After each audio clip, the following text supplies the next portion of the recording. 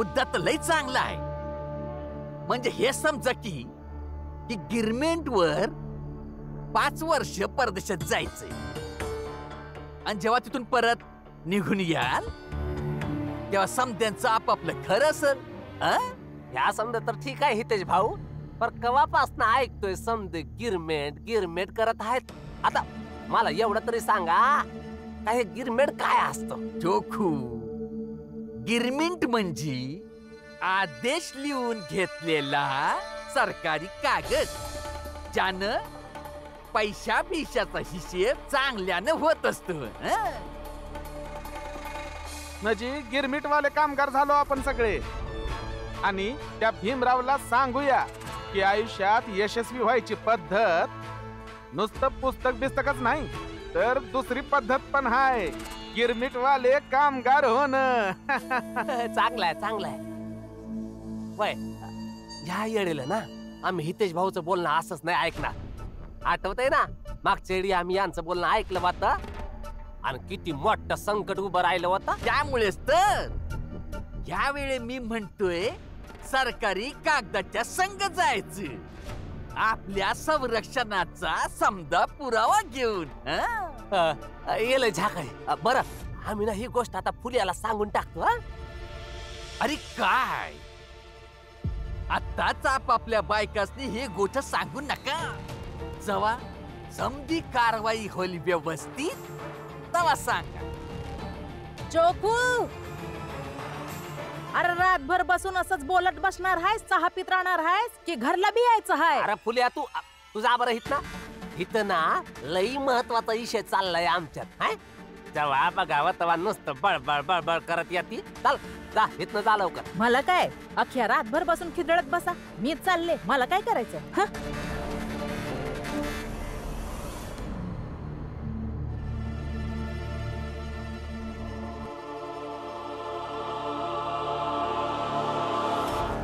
भीमराव, आता तू ज्ञान देऊ नकोस बाबा की आपल्या बायकोशी असं बोलणं चुकीचं आहे.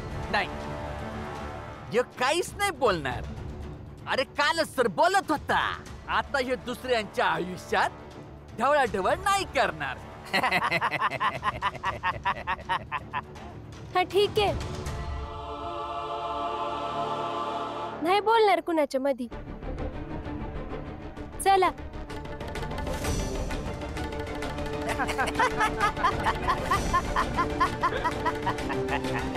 बिचारा भीम. तर ऐका, तर आता तयारी करा परदेशात जायची. एकदा का हे चाळीतले आणि त्या भीमरावच्या कुटुंबातले ऍग्रीमेंटच्या कचाट्यात अडकून गिरमिठिया मजूर बनलेत,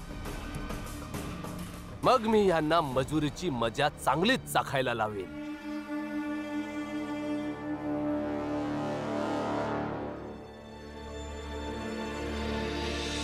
भीम, इकडे ये.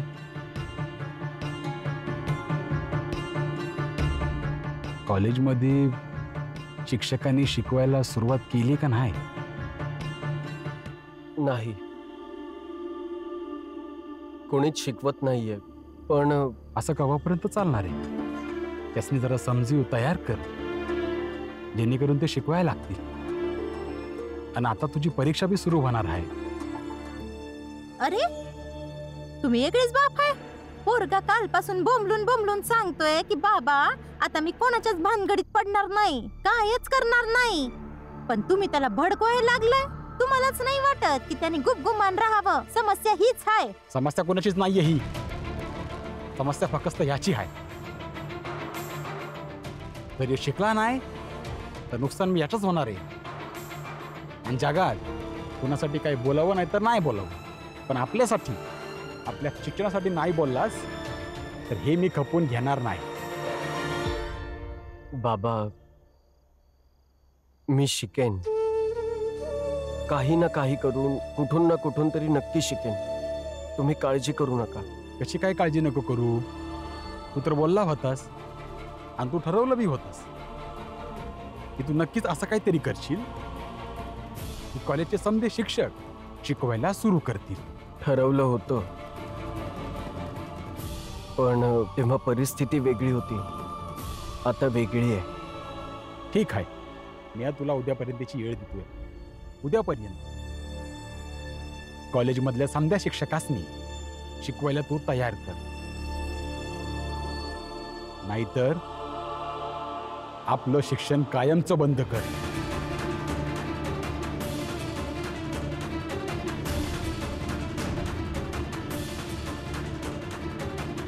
दादा, बाबा तुम्ही शिक्षण बंद करायचं कसं बोलू शकता? रमा, अर्ध्या मनानं या जगात समद केलं जातंय, पण अर्ध्या मनानं शस्त्र चालवाया नाही शिकू शकत. आणि भीमसाठी शिक्षणच शस्त्र आहे. जर का भीम शिक्षणाच्या युद्धापासून बी वाचायला लागला तर मग शिक्षणाचा काय फायदा? सोडून दे शिक्षण. विचार कर काय करायचंय ते.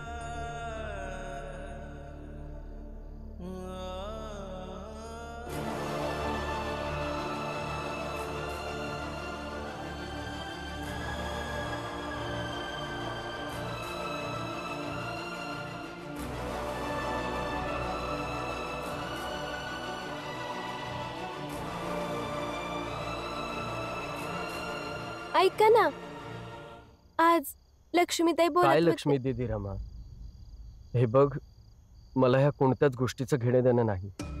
आणि मी आधीपासूनच खूप चिंतेत आहे. मला अजून काळजीत नको टाकूस. तू असं कर, जा तू, मला एकट्याला राहू देत काही वेळ. बरं ठीक आहे, तुम्ही बसा, मी जाते.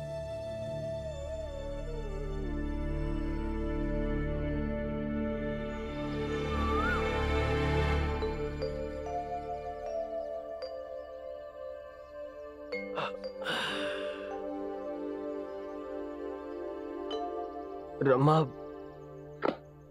रमा कुठे गेलीये? रमा,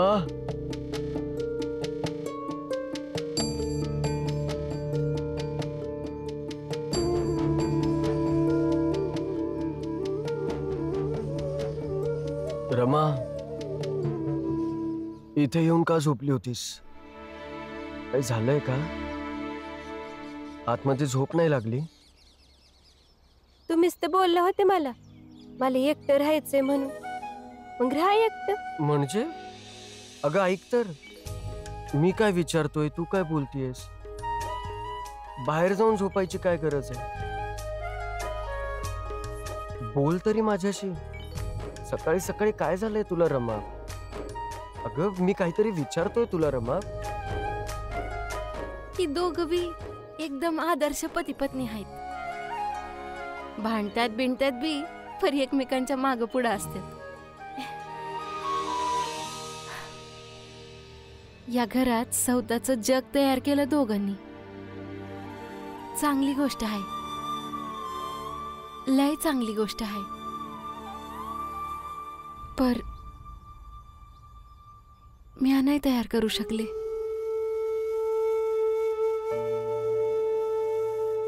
असा का विचार करतेस पोरी?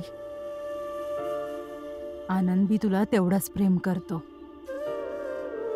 तुमच्या दोघांचं बी एक वेगळंच जग आहे. त्या जगात मी आहे, बाबा आहेत, भीम आणि रमा आहेत. आणि आम्ही समधी तुझ्यावर लय प्रेम करतो लक्ष्मी. आत्या, मी काय हे नाही म्हणत आहे की तुम्ही समधी माझ्यावर प्रेम नाही करत, पर या घरात आता माझा श्वास कोंडला जातो. लक्ष्मी, असं नाही बोलायचं पोरी. जे खरं आहे तेच तर बोलत आहे ना आत्या. रमा मी काय विचारतोय तुला, तू काही उत्तरच देत नाहीयेस. समजतंय की नाही तुला? आता तुम्ही जे बोलाल तेच समजन ना मी. तुम्हीच तर बोलले होते मला रात्री, रमा मला एकट्याला राहायचंय, मग राहा आता एकटं. अच्छा, त्या गोष्टीला पकडून बसलीयस. म्हणजे मी आता तुला काही बोलूही शकत नाही. बोलू शकता, नक्की बोलू शकता, पण तुम्ही तुमच्याच बायकोला हे नाही बोलू शकत का मला एकट्याला सोड? मी एवढंस काय बोललो तुला तर अंथरूण घेऊन तू बाहेर जाऊन झोपलीस. आणि मला आता हे देखील माहितीये की तू आयुष्यभर सतत सतत हेच ऐकवत राहणार, हो ना?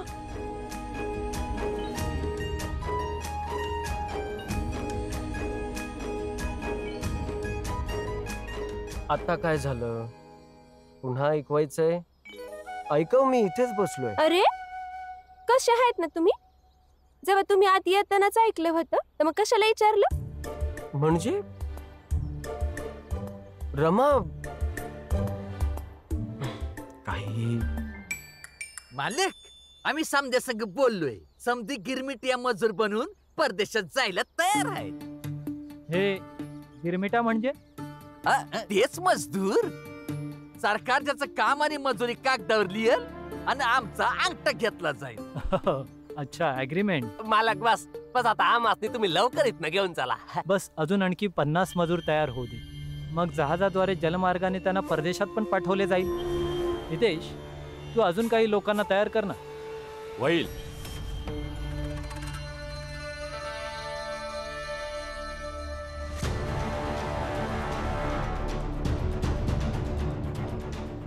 पन्नास बी होतील. त्या स्वतः बी जाईन आणि उरलेल्या मजुरांची व्यवस्था बी म्याच करीन. उत्तम आहे. मला हे जाणून खूपच आनंद झाला की आता तू देखील या लोकांबरोबर आहेस. नाही नरोत्तमजी, या गैरसमजात अजाबात राहू नका. काम्या ह्यांच्या संघ आहे, ते म्या आज बी भीम संघच आहे.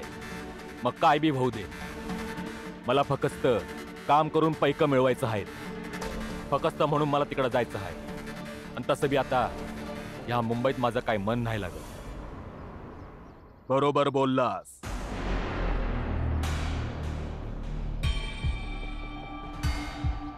अगदी योग्य बोललास. तसही काम आणि वैरत्व आपापल्या ठिकाणी आहे. ही गोष्ट तुला समजली आहे. बाला, आता कामगारांची संख्या तू कशी पूर्ण करशील हे तू बघून घे.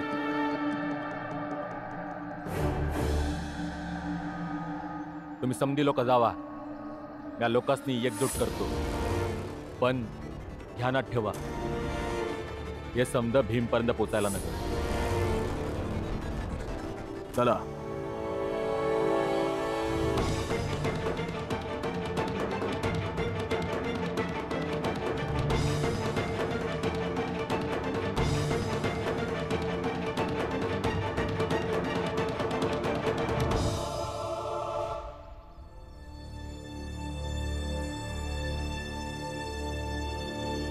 भीम भाऊ, दूध.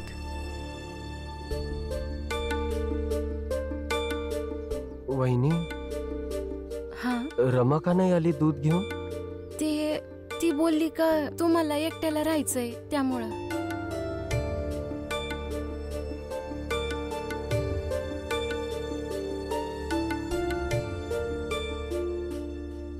द्या. बाबा, काल रात्री तुम्ही जे काय बोलले ते बरोबर बोलले आणि मी बी ह्याच्याशी सहमत आहे. आता ते नक्की विचार करतील का कसं त्यांच्या कॉलेजच्या गुरुजींना शिकवायला तयार केले जाईल. रमा, रमा, आज चल, महत्वाचं बोलायचंय. मला माहितीये तुम्हाला काय बोलायचं आहे, पण त्यापेक्षा जास्त गरजेचं बाबा जे रात्री बोलले ना ते आहे. त्यावर विचार करा. मी तुला उद्यापर्यंतची वेळ देतोय. उद्यापर्यंत कॉलेजमधल्या समध्या शिक्षकांनी शिकवायला तू तयार कर, नाहीतर स्वतःचं शिक्षण कायमचं बंद कर. बाबा, काल देखील तुम्हाला हेच बोललो होतो. कॉलेजमध्ये जे शिक्षक आहेत ते शिकवत नाहीये, पण मी काही ना काही करून कसंही करून शिकेन. तुम्ही काळजी करू नका. आणि तसंही शिक्षकांचं त्यांचं आयुष्य आहे, त्यांचा चरितार्थ आहे, आणि मला त्यांच्या आयुष्यात हस्तक्षेप करायचा नाही.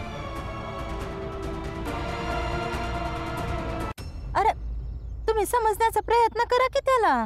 प्रत्येकाचं आपापलं आयुष्य असतं, त्यात ढवळाढवळ नाही केली पाहिजे. बरोबर बोलतोय तो. ते सगळं मला नाही माहिती. बाबांनी जो येळ दिलाय तो दिलाय, आणि तुम्ही बाबांच्या बोलण्याकडे असं दुर्लक्ष नाही करू शकत.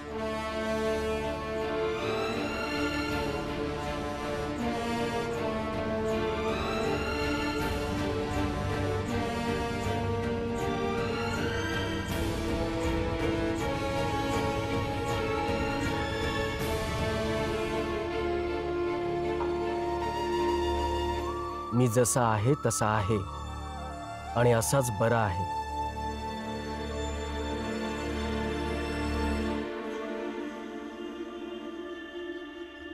अगं ऐक, हं.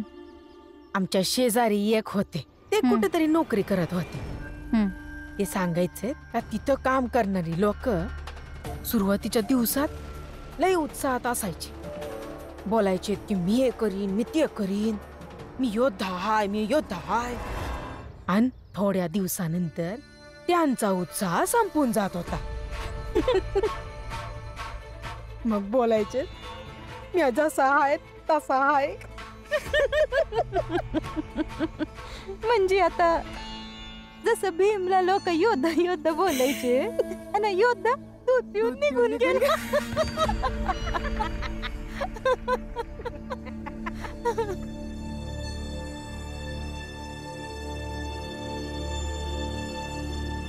सांभाळून जा पोरा.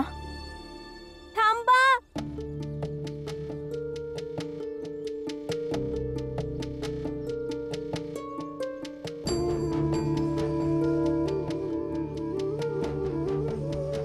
काय झालं रमा? तुम्हाला माहितीये, तुम्ही जेव्हा दूध पिऊन हा ग्लास घरी ठेवून जाता ना, तेव्हा हा ग्लास उचलताना मला लय अभिमान वाटतो. ह्यासाठी नाही का मी तुमची बायको आहे, पण ह्यामुळं, कारण ह्या ग्लासामधून भीमराव आंबेडकर दूध पिलेत.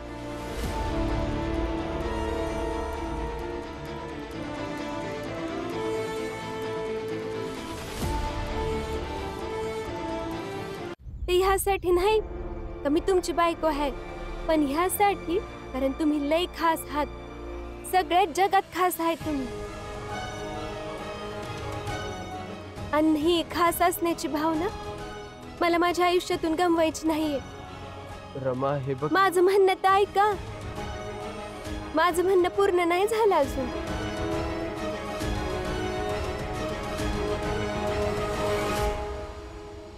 आणि तुम्ही तसे योद्धा नाहीयेत जे कधी बी मधीच थकून जातील आणि मग लोक तुमच्या नावाबरोबर योद्धा बिद्धा बोलतील. भाऊची लढाई, साताऱ्याची लढाई मुंबईमध्ये येऊन अशी सोडू नाही शकत. आणि हा, तुम्ही जसे आहे तसं नाही राहू शकत. तुम्हाला तसंच राहायला लागल जसं व्हायचं सपन तुमच्या बाबांनी बघितलंय, भाऊ बहिणींनी बघितलंय, आत्यांनी बघितलंय, बाळाभाऊंनी बघितलंय. आणि तुमची बायको रमानी बी बघितलंय. बघितलंच नाही, रोजच बघतो आम्ही. तुम्ही असं नाही राहू शकत. जसं बनायचं स्वप्न तुमचे विरोधी रोज बघतात. ऐका भावानं, जर असं चालत राहिलं आणि ही रामा भीमरावाला बोलून बोलून याला पुन्हा असं नको बनवायला की ह्यो भीमराव आपल्या समद्यांच्या आयुष्यात पुण्यांदा ढवळाढवळ कर.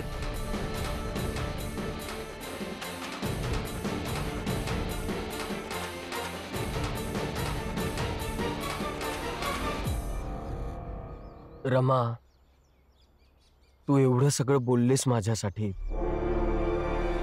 ह्यानंतर माझं काही बोलणं योग्य नसेल.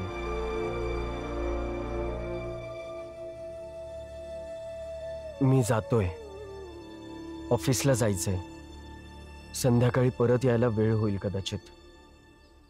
तुम्हाला माझी शपथ आहे, तुम्ही जवळ कॉलेजच्या गुरुजींना शिकवायला तयार नाही करणार तवर मी काही खाणार बी नाही आणि पाण्याचा एक घोट बी नाही घेणार.